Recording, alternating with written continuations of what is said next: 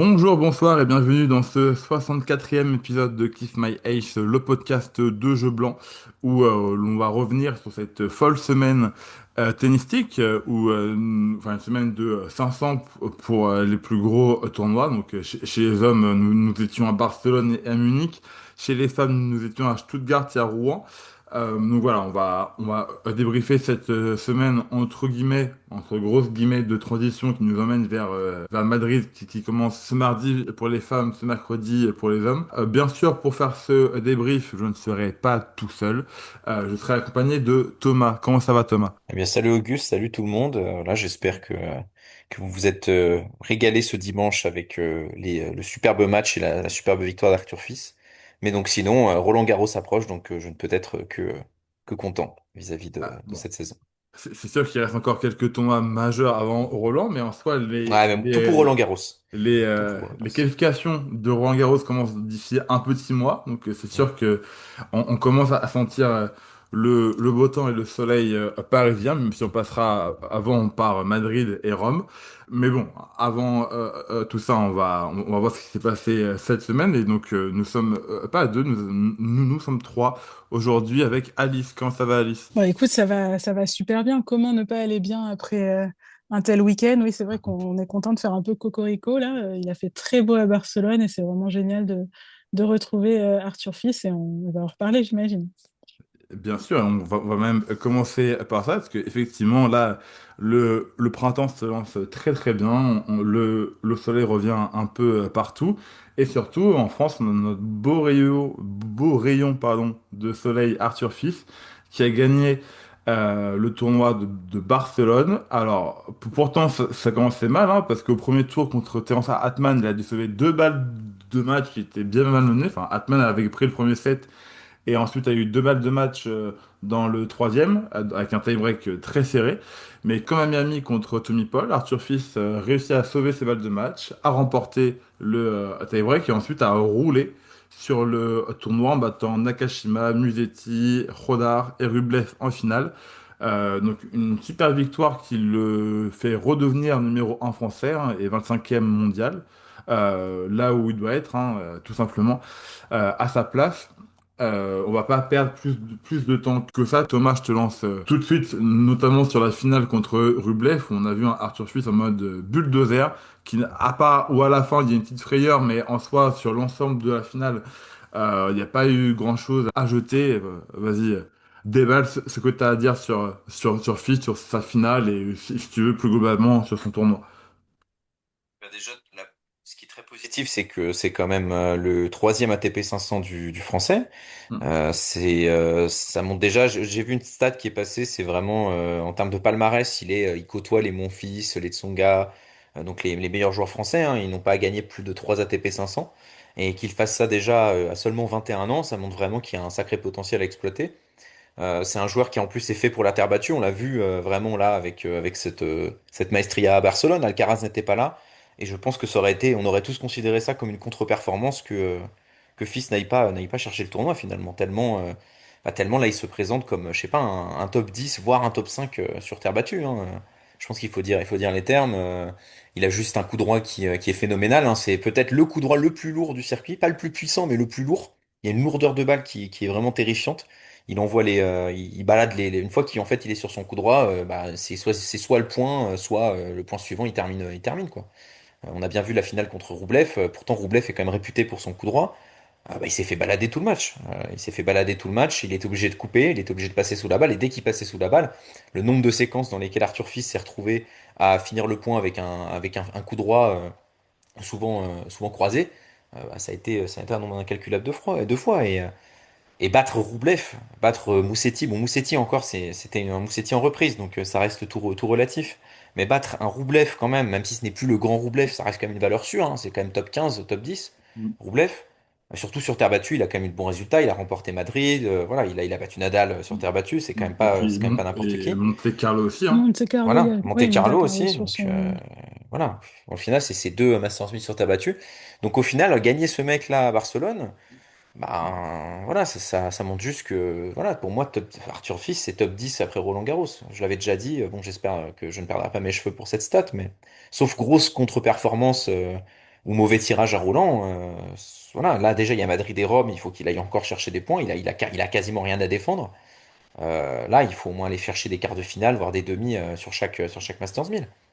Ah bah C'est bien sûr, parce voilà. que là, oui, à Madrid, l'année dernière, il avait perdu au deuxième tour. À Rome, il a un huitième à aller Mm. défendre. Donc en soi, il y a plein de points à aller chercher. Et là, maintenant, c'est sûr que vu ses récentes performances, si, enfin, toute défaite avant l'écart serait considérée comme une contre-perf, c'est sûr. Et là, en fait, ce qui marque vraiment avec Arthur Fils, c'est que là, il est déjà sixième à la race, c'est-à-dire qu'il n'a pas joué en janvier, et notamment, du coup, il a raté le premier Grand Chelem, et donc, malgré ça, il est quand même sixième à la race, et en soi, il est pas si loin d'un Shelton ou d'un Medvedev, quand on regarde les classements, et en soi, si on enlevait les points de l'Open d'Australie, il serait top 5 en étant vraiment pas loin du podium. Donc vraiment sur les 2 mois de compétition qu'il a eu, il revient très très fort. Il a eu très peu de contre-performances. Il a déjà des résultats marquants contre des top 10, hein. Bah, voilà, contre Miletti, contre Félix aussi, contre De Minaur. Donc il a déjà battu des joueurs référencés, hein, très installés et en confiance surtout. Donc oui, là, Fils, maintenant, sur la saison sur Terre, on va en attendre beaucoup. Là, sur son tournoi, enfin, là où il a eu le plus de mal, c'est contre Rodar en demi, Mhm. où il perd Lui vraiment en aussi, hein. tête, et on sent où c'est compliqué avant qu'il se remette en ordre de match et que Jodar commence à craquer physiquement. Mhm. Mais les Fils, maintenant, c'est pour Madrid, Rome et Roland, maintenant, c'est tout droit. Il a dit qu'il était aussi inscrit pour le 500 de Hambourg. J'espère qu'il n'ira pas pour se préserver. Mais bon, ça, on verra. Je vais quand même laisser la parole à Alice tout de même pour que tu donnes ton ressenti sur la finale et sur le tournoi global de Fils aussi, quand même. Bah, c'est vrai que quand on voit le tournoi d'Arthur Fils, là, c'est difficile de pas s'emballer. Alors, on a pris l'habitude, hein, en tant que Français, de pas trop s'emballer parce que, voilà, parfois, c'est un petit peu plus difficile en Grand Chelem, mais en même temps, après cette semaine, vraiment, moi, ce qui m'a impressionné, c'est, tu parlais du match contre Jodar, mais même, enfin, et aussi contre le match contre Adman. Moi, ce qui m'a impressionné, c'est cette capacité aussi, même si parfois il nous a fait peur, mais c'est ça qui est beau avec notre sport. Parfois, on aime bien se faire peur. Cette capacité-là, voilà, après, retrouver son calme et pour aller remporter des matchs qui, je pense, il y a quelques mois, bon, pas quelques mois, je parle de quelques mois avant sa blessure, il aurait sans doute perdu. Là, on sent qu'il y a quand même, pendant cette pause forcée, il y a eu un gros travail mental qui a été fait. Alors, ça n'empêche pas, hein, quelques frayeurs, notamment sur la conclusion de la finale, mais en même temps, on peut le comprendre. Voilà, il a des balles de match, bon, pas sur son service, mais des balles de match tout de même. Il y a un peu d'hésitation, un peu de flottement, et Roublev s'engouffre un peu dans cette petite faille. Mais le reste du tournoi, c'est quand même très, très, très, très solide. Et puis, on voit aussi qu'il y a cet enthousiasme à jouer qu'on lui connaît, mais aussi qu'on a plaisir à retrouver. Donc vraiment sur cette finale, c'était tout ce que j'espérais voir d'Arthur Fils sur terre battue et ce qu'on espérait voir avant sa blessure. Et maintenant, ça se confirme. Donc c'est un beau premier titre. C'est dur de pas s'emballer. Je pense qu'il faut pas encore s'emballer, lui mettre trop de pression non plus. Mais voilà, c'est vrai que au moins sur un des deux Masters 1000 qui va arriver, que ce soit à Madrid ou à Rome, on lui souhaite une bonne performance. Euh, Peut-être de préférence à Madrid pour que ça soit pas trop, trop près de Roland. Et comme tu dis, bon, après, il ira à Hambourg, il ira pas à Hambourg, on ne sait pas. Mais pour ce que j'ai vu en tout cas sur ce tournoi, c'est vraiment incroyable et aussi, enfin, incroyable à voir dans le sens où on est content de voir ce retour de forme. Et juste un petit mot aussi sur Jodar que tu as mentionné. Attention, hein, l'Espagne, il y en a toujours un qui ressort de derrière les fagots. Je sais plus sur quel Ouais. tournoi sur dur, je l'avais repéré aussi. Et je m'étais dit, oula, Moi, je l'avais repéré au on n'est pas. Master Next Gen.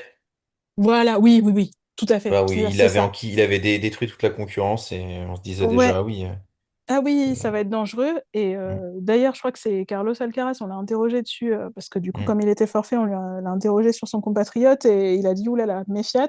Et effectivement, alors oui, ça a pêché un peu physiquement Ouais, c'est normal, contre hein. Fils, mais bon, dans 1 ou 2 ans, ça peut être Mm. inquiétant. Ouais, bah en plus surtout Rodar c'est quand même un joueur qui pour l'instant est pas encore mature physiquement et c'est encore une brindille, hein. Quand on le regarde, il est tout fin.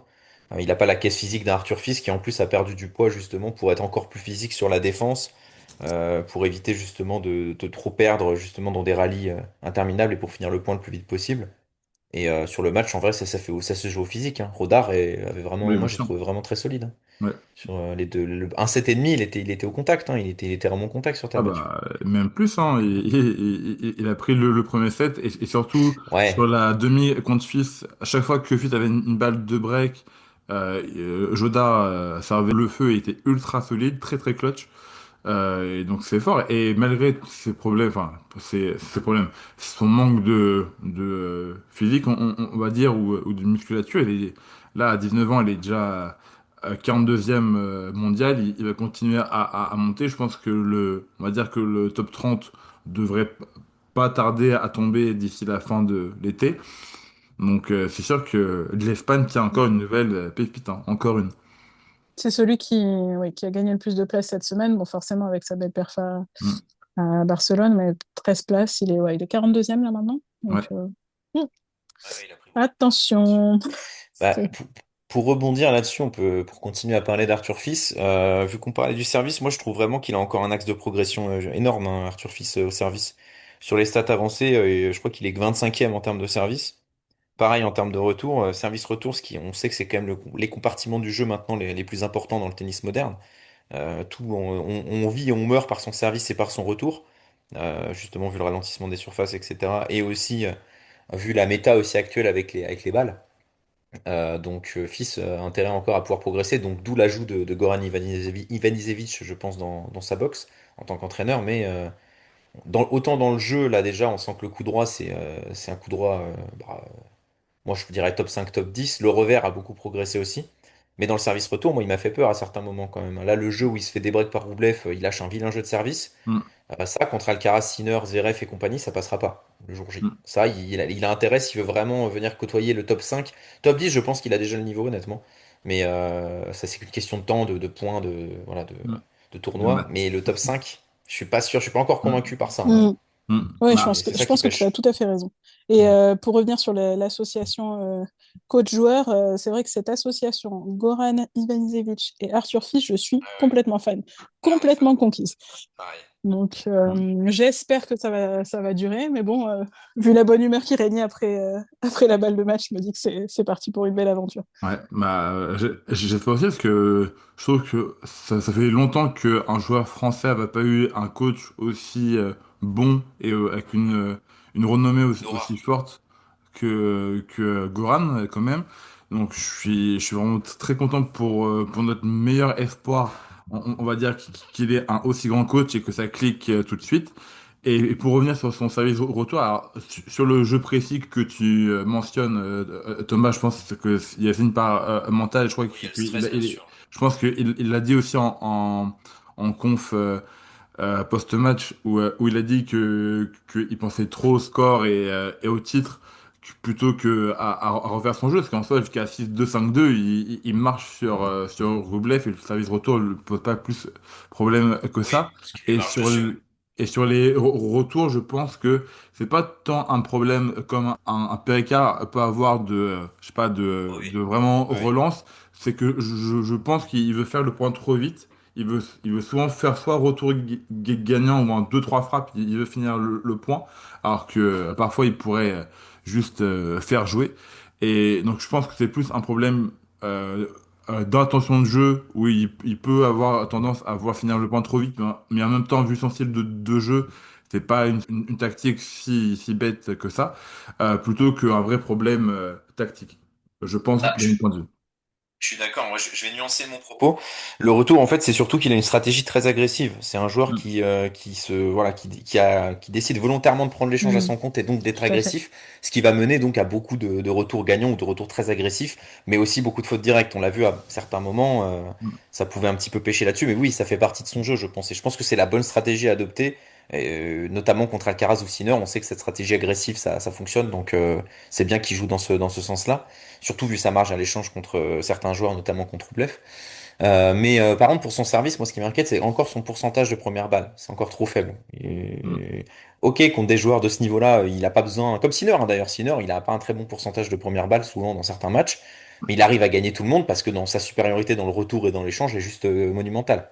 Mais Fils contre ces joueurs-là, justement, la première balle, il se fera punir hein, sur ces secondes. Il se fait pas punir la Roublev. De toute façon, sur les secondes, il s'est reculé à 3000 mètres de la balle. On sait pas trop pourquoi d'ailleurs. Mhm. Mais bon, C'est c'est bien. Roublev, quoi. Voilà, Mais c'est oui, Roublev. non, mais oui. Genre, on le voit au fond du cours au lieu d'être agressif. Je pense il sait pas être agressif, je pense, sur seconde, j'en sais rien, mais il y a certaines secondes balles où il y a moyen quand même. C'est pas une seconde kickée d'Alcaraz, quoi. C'est Donc sûr. bon, voilà. Mais à part ça, oui, après, je trouve je sais pas, son service aussi, je trouve le mouvement un peu trop. Je le trouve pas fluide, en fait, son mouvement. J'ai l'impression qu'il se ramasse, il est un peu ramassé, je sais pas, parfois j'ai l'impression qu'il se casse la gueule quand il sert. C'est un peu bizarre. Je sais pas si vous avez cette impression-là, mais j'ai l'impression qu'il se casse la Mm. gueule quand il sert. Ah C'est non, très moi bizarre. je l'ai pas, mais Ah ouais? Bah franchement, je sais je pas, moi ferai je gaffe regarde sur les parfois. Je vais prochains matchs. regarder, ouais. Je vous assure, j'ai l'impression Et- c'est un peu une sorte de, je sais pas, par rapport au service hyper fluide de Sinner par exemple, ou d'Alcaraz, vu qu'il a copié Djokovic. Ah ouais, tu compares aussi Ah à bah quand on veut même. l'excellence, on veut qu'il aille côtoyer les plus grands. Eh oh. Genre, moi Oui, oui, ouais. je veux pas que ce soit un vulgaire top 10. On veut un mec qui aille dans le top 5 quoi. On a besoin d'un successeur là. Donc Ouais. Mais je crois que je vois ce que tu veux dire. Effectivement, sur le. Oui, ça je trouve s'écrase vraiment qu'il peut-être un c'est pas petit peu sur fluide la en fait. fin. Voilà. Mais est-ce Bon, que c'est pas c'était comme pas la Rodar. fatigue? Est-ce Non. que. Ouais, mais Rodar, il c'est pas la servait même trop à gauche classique aussi. parfois. C'est quand même C'est pas différent, le mais même élancement. c'est ça. Ouais. Mais je me dis, bon, quitte à copier les meilleurs, autant y aller jusqu'au bout, quoi. C'est pas pour rien qu'Alcaraz s'est inspiré du service de Djoko. En plus, Ivan Isaevic, c'est quand même celui qui a façonné le service de Djokovic. Je dis ça, je dis rien. Donc, Mm. Bah, c'est pour ça que bon, du coup, c'est une marge de progression et il y a des c'est chances que ça ça. progresse aussi, quoi. Voilà. Donc, En plus, il est pas petit, quoi. Il fait 1m85, donc bon, faut pas. Voilà. bah, c'est pas petit, mais c'est pas non plus Ouais, mais ouais. bon, Alcaraz, c'est 1m83, tu vois. Donc, Ouais, c'est vrai. Ah ouais, euh, ouais, oui, j'avais il est plus pas. grand, Ah non, il est pas effectivement. très grand, Alcaraz, par rapport à la moyenne du circuit. Ça doit être 1,90 la moyenne du circuit. Mhm. Ouais, je pense. Donc, Par ouais. voilà. Ouais, tu me disais d'ailleurs, Auguste, Rodar est pas si, oui, il est pas si grand que ça par rapport à la moyenne.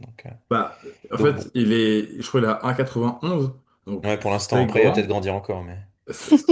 Oh, quand même, 19 ans, Non, 19 ans, Ah, on Rodar. sait ça pas, la va, croissance, ça ça s'arrête vers va. 21. Non, non, non, non, non. Toujours plus. Mais Thomas qui a des espoirs de grandir encore un peu. jusqu'à 27 ans, si tu veux, oui. Mais, non, mais dans le gros, je disais, il n'est pas aussi grand que Povlet, Zverev, Medvedev, ou Oui, bien sûr, bien Tsitsipas. sûr. Enfin, voilà, c'est pas, ou même d'autres, un Berrettini, un Hurkacz, par là, tu vois. Catch, Isner. Mais, voilà. Mais il est pas petit non plus. Enfin, Ah bah oui. il est un peu au-dessus de la moyenne. C'est un Tsitsipas Sinner, Voilà. quoi. Voilà. Et sinon, pour fermer le chapitre fils, là, le tableau de Madrid est tombé là cet après-midi à l'heure où on enregistre. Et donc, le parcours théorique, on va dire, donc, bon, bien sûr, il a un bail au premier tour. Ça serait contre Buse au second tour, parce que bon, Buse joue Manarino. Donc, bon, Manarino sur Terre, on sait que il vient pour. Sa Il fait acte surface de présence. préférée. Il La fait acte de, statuette de voilà. Manarino. Et donc à partir du troisième tour, en théorie, ça serait un troisième tour contre Vachereau. Donc très, très intéressant à Ah, voir. ok, ouais. Huitième contre Shelton, quart contre Musetti, demi contre Ouf. Sinner, Horrible. euh, Ouf. et finale contre Zverev. En théorie, après, on verra ce qui se passe, mais c'est sûr que le match contre, enfin, j'espère qu'on aura ce troisième tour contre Vachereau. Ce serait très intéressant à voir.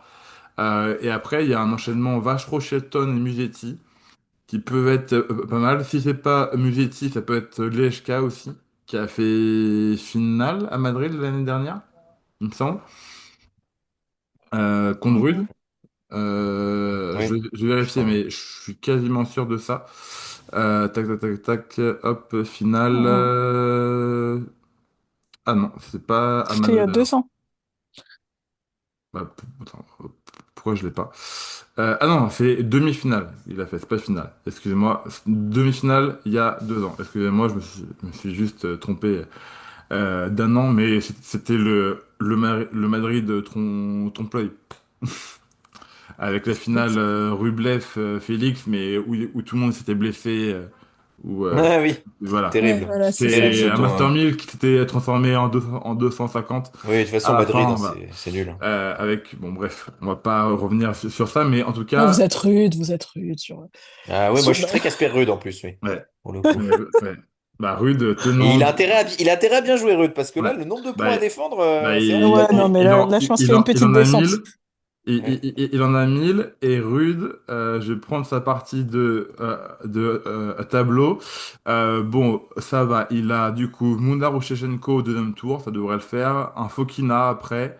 Et après, ça joue Moutet ou Bublik derrière en huitième pour aller jouer en Ouais. quart Félix, normalement. Félix ou Cerundolo et demi contre Xeref. Zverev ou Ouais, Menchik ou ça va, Medvedev. ouais. Il devrait Bon. peut-être rester dans le top 20, mais même pas en fait, hein. Je sais pas. Ouf, je sais pas. En Je pense soi, que Même pas sûr. pour un tenant du titre, je trouve qu'il n'a c'est pas peut-être un la parcours saison si à oublier, compliqué. là. Ça Il a va. toujours du bol, Casper Ruud, de toute façon. Ouais. C'est ça. Bah oui, mais bon. Et en plus, enfin, souvent, il réussit à bien en profiter. Ouais, Mais bon, ouais, on se bref. rappelle 2022, hein. Ah bah, l'année de fou. Quelle honte. À quoi? À 2 sets d'être numéro 1 mondial? Ouais, ouais, et vainqueur de Grand Chelem. C'est Oui. incroyable. Incroyable. Bon. Sans offense, Euh, Alice, hein, bien sûr. Je sais que tu Non, portes non, mais Ruud dans ton cœur. j'ai rien dit. Vous voyez, ça a un petit peu coupé pour moi à ce moment-là, et je pense que Oui, c'est oui, tant je mieux. comprends. C'est Sinon, pour te préserver. C'est pour te préserver. Non, je comprends, je comprends. non, non, mais j'ai dit que c'était peut-être une saison à oublier pour lui. Il Mm. reviendra encore plus fort, Oui, ou On pas. bien sûr. espère. J'y On crois. espère. Et donc, bon, on ferme la parenthèse rude. Va aller sur l'autre 500 masculin qu'il y avait en parallèle à Munich où la finale, oula, pardon, où la finale opposait Ben Shelton à Koboli. Koboli qui a fait le match de sa vie en demi-finale contre Xeref. Pour ceux qui ont pu voir le match, c'était sensationnel. Koboli a humilié Xeref pour ensuite en finale commencer son match un peu trop tard parce que bah du coup Koboli va s'incliner contre Shelton 6-2 7-5 et vraiment jusqu'à 4-1 dans le premier set. Koboli n'est pas vraiment là, hein. Il se prend 4 jeux de suite sans trop de résistance. Et puis fin de premier set, il commence à se mettre dedans. Bon, il est trop tard parce qu'il avait un double break de retard contre Shelton et un double break contre Shelton, ça se répare pas. Donc Shelton a pris le premier set 6-2, mais ensuite du coup ça lui a permis de mieux tenir dans le deuxième set, au moins jusqu'à 5-5 avant qu'il se refasse breaker et que Shelton conclue derrière. Mais même dans le premier set, Shelton a conclu qu'à sa huitième balle non, à sa 8 ou 9e balle de set. Et Koboli, on a sauvé énormément en jouant le plomb, vraiment. Et ce qui a permis au match d'être un poil long quand même, et ça a fait quand même plaisir aux fans présents sur place. Mais un nouveau titre, surtout pour Ben Shelton, après après son titre à Dallas cette année. Il en chope un autre à Munich, le plus grand titre pour les États-Unis sur terre battue depuis Agassi en 2002, qui avait gagné Rome, il me semble. Donc ça faisait longtemps Ouais, que les Américains n'avaient plus vraiment C'est vrai, c'est vrai. grandement perfait sur terre battue. Et Shelton, c'est déjà son deuxième titre sur terre. Il avait gagné Houston il y a 2 ans. Donc lui aussi troisième 500 comme fils. Et avec la manière aussi contre Koboli. Thomas, je sais que tu as pu voir quelques images du match. Est-ce que tu as quelque chose à dire du coup sur cette finale ou et sur le titre de Shelton? ah bah oui, c'est une bonne. Enfin, moi, je sais que ça encapsule bien cette rencontre, la différence entre les deux joueurs. On sait qu'en fait, Koboli, comme tu l'as précisé, il a réussi à battre Zverev. Donc, quand même, battre Zverev, c'est quand même une victoire référence. Mais en fait, il faut rappeler que Koboli, c'est un joueur hyper inconstant. C'est un joueur qui a un niveau plancher vraiment mouif, on va Bas, dire, vraiment et un bas. niveau plafond très élevé. Bah, moi, je trouve vraiment que il peut lâcher des matchs exceptionnels et derrière lâcher un match moyen, quoi. C'est le Ah bah problème, c'est là, qu'il n'a pas un niveau plancher très compacte, en fait. C'est un joueur ah oui, ça c'est un dépend jour un de peu de sa coup, forme du jour. bien C'est sûr, un joueur de coup. Mais c'est dommage parce que niveau bien plafond, moi, sûr. je trouve qu'il est monstrueux. Son coup droit, c'est aussi l'un des meilleurs coups droits du circuit, hein. C'est comme ça qu'il a battu Zverev d'ailleurs. C'est que bah, il l'a Mm, complètement désossé dans cet axe de jeu. On sait très bien que Zverev, bon, son coup droit, c'est un coup droit acheté à Ikea, quoi.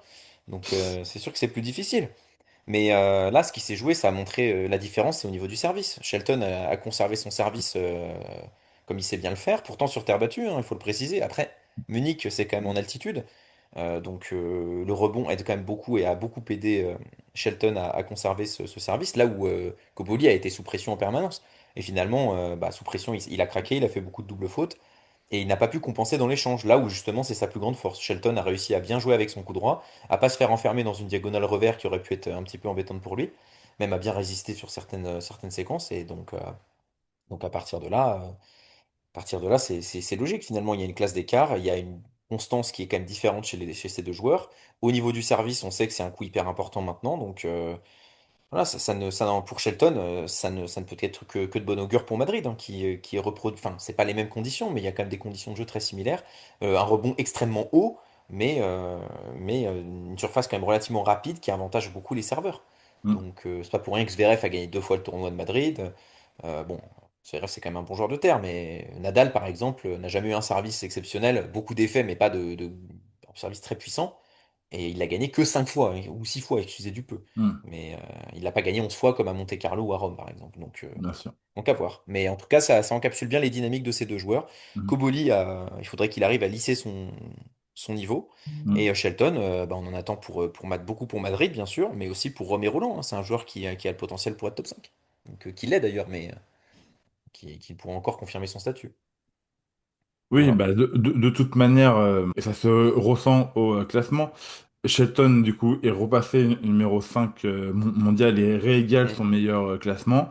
Koboli monté à la 13e place, son meilleur classement en carrière mm. aussi. Et en soi, il est pas loin de doubler Rublev. Après, il y a un petit écart avec Musetti Ouais. qui est descendu 11.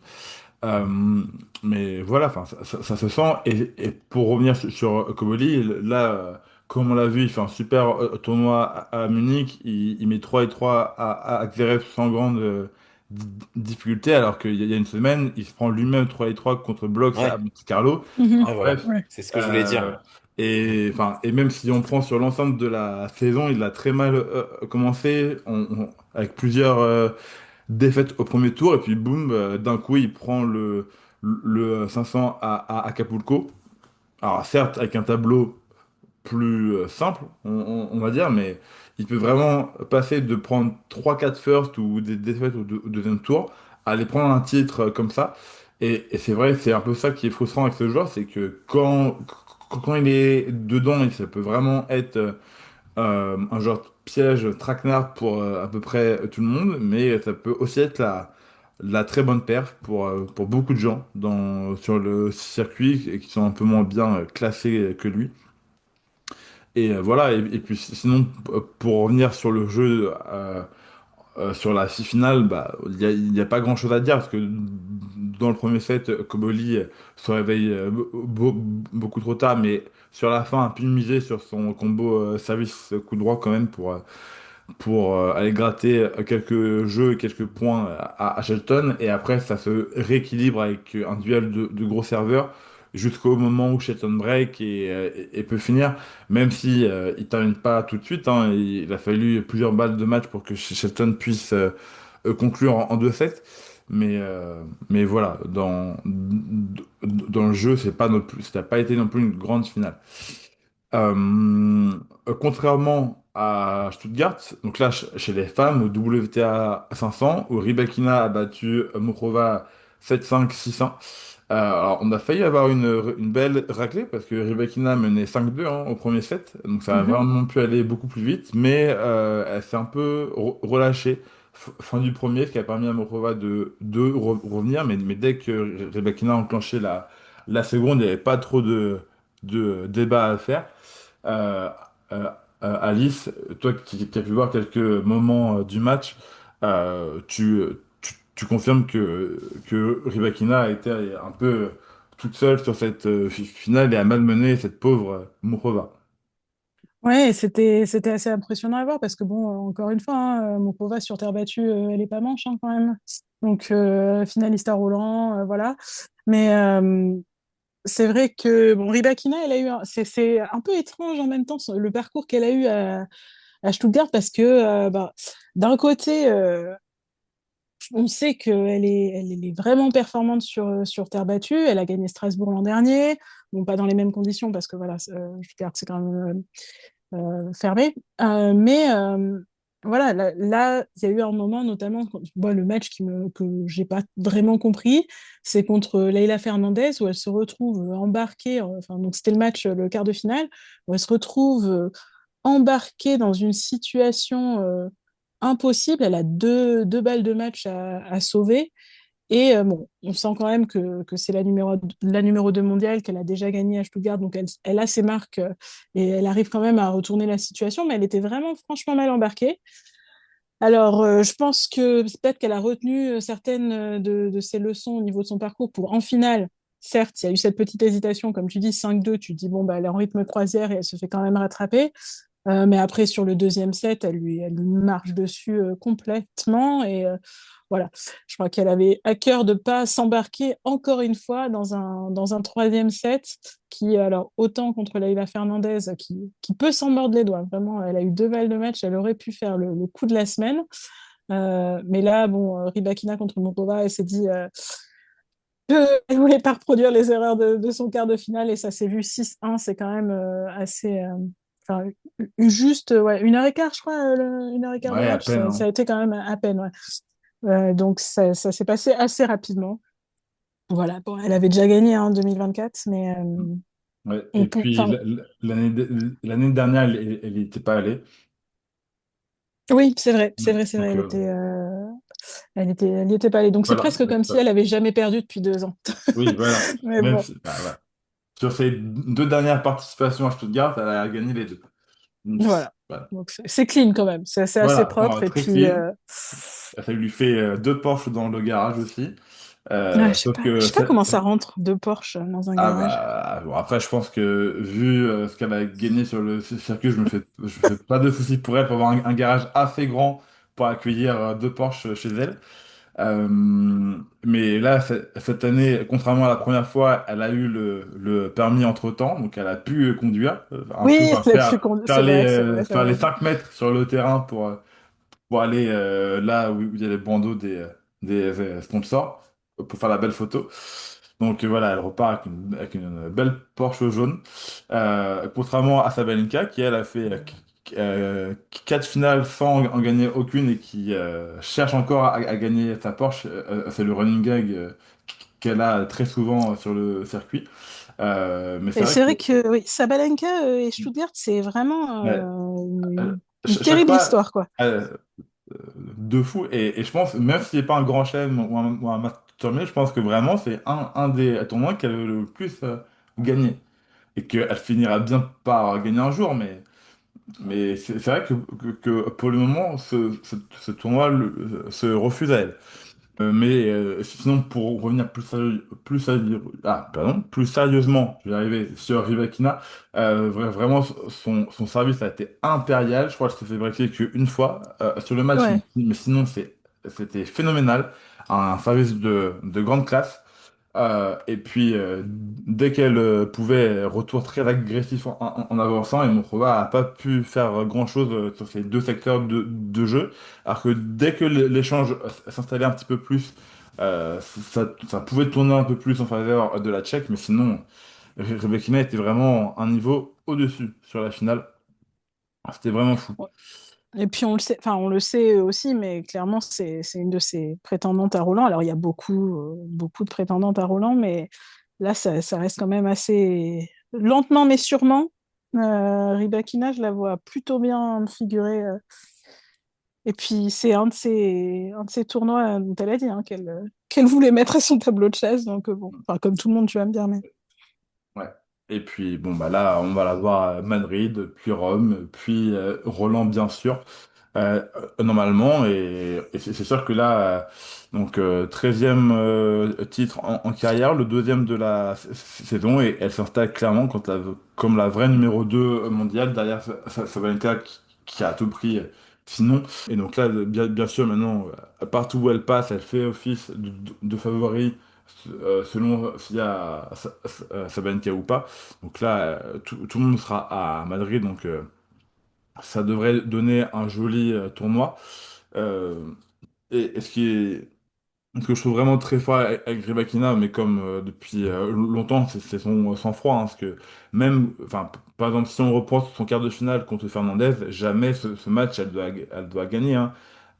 Fernandez Ah oui, non, mais était au-dessus, elle a eu beaucoup de cases, mais comme malheureusement souvent avec Fernandez, c'est quand il faut conclure, souvent, elle perd ses moyens et elle c'est arrive. fatal contre une Ouais, joueuse comme Rybakina. ouais, C'est en et fait là, c'est le pendant inverse, quoi. il faut finir. Et surtout dans un match serré comme ça, qui se joue à pas beaucoup de points, c'est cruel, mais c'est la loi du très haut niveau. Et Fernandez aurait pu avoir une très belle perf, et ça aurait peut-être permis soit à Andreeva ou à Mourova d'aller prendre le titre, ou elle-même de se lancer, d'aller prendre un 500.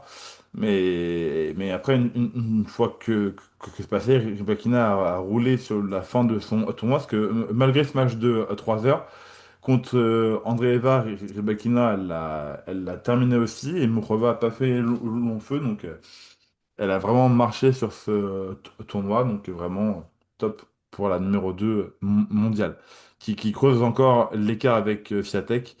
Mm. Mais bon, elle pourra peut-être tenter de passer numéro un d'ici la fin de relance, que Sabalenka va avoir beaucoup de points à défendre, enfin bien plus que Rybakina. Donc il y aura peut-être un petit espace. Mais bon, Sabalenka a encore 1400 points d'avance. Donc il y a encore un Et peu de marge, puis elle va quand même, ouais, et puis elle a quand même de belles chances de les défendre, ces 1400 c'est points. Enfin, sûr. même si elle peut en perdre un petit peu, mais elle perdra pas tout, je pense. C'est ça. Parce que même si elle perd en demi-finale, bon, elle conservera quand même une grosse partie de ses points. Et sinon, quand même, en vite fait, mais quand même, saluer la perf de Marta Kostyuk qui remporte le 250 de Rouen, et son deuxième titre en carrière, contre une autre ukrainienne, Veronika Podres, ce qui a donné la première finale 100% ukrainienne sur le circuit WTA. Mais voilà, même si c'est un tournoi plus petit que les trois autres dont on a discuté avant, quand même le notifier, et aussi on est obligé de parler de ça. On a eu le gros succès de Arthur Fils, mais chez les femmes à Rouen, c'était pas ça, hein. Il y a eu un beau 0/7 dès le premier tour. Donc ça n'a pas pu faire kiffer les, euh, les fans de français sur place. Parce que dès la fin du premier tour, il y a déjà plus de Françaises dans le tournoi de simple. Malheureusement, là on sait qu'on vit un peu une crise, hein, sur le circuit féminin côté française, que bah, entre Loïs Boisson qui est blessé, et qui revient là à Madrid, mais qui n'a pas rejoué Ouais, elle depuis va 6 mois, revenir et à le Madrid, reste mais qui ne suit pas derrière, c'est compliqué. Mais bon, on espère que là, Loïs Boisson, qui revient cette semaine, va remettre l'étendard français sur le devant de la scène, même si après 6 mois de non-compétition, on ne sait pas à quoi on peut s'attendre, mais bon, elle revient quand même sur sa surface de prédilection. elle revient sur sa meilleure surface. Ouais. Donc ça va. Et puis l'année C'est, dernière, ça va quand elle être fait, un peu compliqué, mais bon. on verra bien. Et puis l'année dernière, quand elle fait son parcours de 2 fois à Roland, elle n'a pas beaucoup de préparation non plus. Donc à voir ce que ça peut donner, même si en soi elle a un tableau très dur. Elle n'a pas tombé, elle a pas eu de chance, mais au moins elle va pouvoir se tester très vite, parce qu'au premier tour c'est Peyton Stearns, qui est pas une joueuse top 10, mais quand même une joueuse solide sur le circuit. Et si elle gagne, c'est Sabalenka directement. Donc force à elle. Oi, Mais, oi, oi, oi. mais au moins elle va pouvoir se tester à ce qui se fait de mieux chez les femmes directement, et pouvoir voir son niveau. Donc bon, il y a peu de chances qu'elle puisse faire beaucoup de matchs à Madrid, mais au moins, si elle joue contre Sabalenka, enfin, si elle passe son premier tour tout de même, elle pourra voir où elle en est très vite. Et puis, si jamais miracle il y a et s'il y a une perf, alors là, elle a un tableau ouvert jusqu'à la demi contre Rybakina, normalement. Mais on verra bien ce que ça peut donner. Bon. Je pense qu'on a fait le tour des tournois de la semaine. Maintenant, place au Master 1000, au WTA 1000 de Madrid, où chez les femmes, il y a tout le monde. Chez les hommes, par contre, c'est un peu la débandade. Donc, la blessure de Alcaraz et les forfaits de Draper, Mm. de Fritz, de Tiafoe, Djokovic aussi, hein, il me semble, les forfaits, non? de Djoko, bien Oui, sûr. toujours Euh, blessé apparemment. ouais. Qui d'autre Alcaraz? Oui, bien Mm. sûr, oui, je l'ai dit. Bah, ouais, mais Alcaraz, ça fait peur, là. Oui, bah on espère qu'il sera de retour pour Rome, au moins. Bah non, apparemment, non. Il sera pas là pour... j'ai vu une nouvelle il y a quelques heures. Ah, il y a Il une pourra news pas. que j'ai pas vue il y a quelques heures, minutes. Bah, en fait, c'est les propos de Feliciano Lopez qui a réagi un petit peu sur cette attelle. Il a une énorme attelle au poignet. Ah, Et apparemment, bon, il faut ouais, espérer que ce soit pas le ligament ou etc. Parce que ouais, Rome, ça semble très, très compliqué, voire impossible, hein. Et Roland Garros, même pas sûr non plus. ça serait Le moche. 25e de Djokovic est là. Ça y est, Ça- c'est je, bon. je pense que ça sera plutôt un grand chelem en carrière pour Pour Sinner. Sinner, ouais. Qui va s'enquiller Ouais, Madrid-Rome, Roland Garros et finir le jeu à 24 ans. Il lui ouais, Oh reste là 5 JO. là. ouais, Incroyable. ça serait Ce fou. serait fou. Bah là, en soi, je sais même pas chez les mecs pourquoi on joue Madrid, hein, donner le titre à Sinner et Oh, on passe à arrête, Rome, hein. Il y a Zverev. Oh, Mais allons, non, allons. Zverev, Il il se a prend pas du tout perdu à 8 fois de 8-0. suite contre Sinner. S'il y a une finale Sinner-Zverev, il fait encore 33-2, miskin. Mais non. Mais non, là, enfin, sauf si Sinner malheureusement se blesse, franchement, je vois pas qui peut le battre en l'absence de Djoko et d'Alcaraz, vraiment. Arthur Fils. Arthur Fils. Ouais. Bah, c'est qu'en demi, hein, Sinner fils. Et comme on l'a dit plus tôt, fils, il a du beau monde avant. Ah, c'est Ouais, vrai ouais, ouais, que, non, c'est putain, vrai s'il que. va déjà en demi, ce sera miracle, Ce hein. sera fou. Mais moi, je me dis, c'est peut-être un mal pour un bien, tu vois. Il sort tôt à Madrid. Les conditions, finalement, de Madrid sont pas top par rapport à quand tu fais une préparation pour Roland. Donc voilà, il sort tôt à Madrid, il fait un beau, joli beau Rome, et après, il est bon pour Roland. Moi, je suis contente finalement de ce tableau. Mm. Donc voilà, donc un tableau plutôt ouvert à Madrid, si vous n'êtes pas dans la partie de Sinner, trop vite. Mais il y a, pour beaucoup de joueurs, il y a moyen d'aller mettre sur sa petite fiche de l'ATP un K ou une demi en Master 1000, comme on pu en profiter d'autres joueurs par le passé, mais il faut saisir son opportunité, hein. On pense à Popyrin, Hurkacz, à Karen Busta, à ces joueurs qui ont gagné des Master 1000, alors qu'ils n'étaient pas prévus pour ça, mais voilà, il faut savoir saisir les opportunités qu'il y a. Bon, on reviendra bientôt parler de Madrid. En attendant, prenez soin de vous. Et puis on se retrouve très très vite avec Jeu Blanc. N'hésitez pas à vous abonner, bien sûr, et à nous dire ce que vous avez pensé de cette semaine et vos pronos pour Madrid qui arrive très très vite. Prenez soin de vous, bonne journée, bonne soirée et à bientôt. Salut tout le monde.